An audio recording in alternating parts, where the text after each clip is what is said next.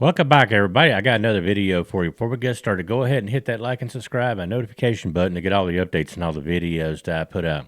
Now, this happened 55 miles northeast of Key West on October 11, 2024, when a vessel with two POB on board was sinking.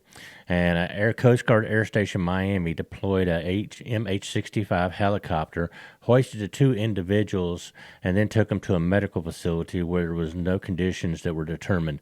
So I'd like to thank everybody for watching these videos, but let's get right to it.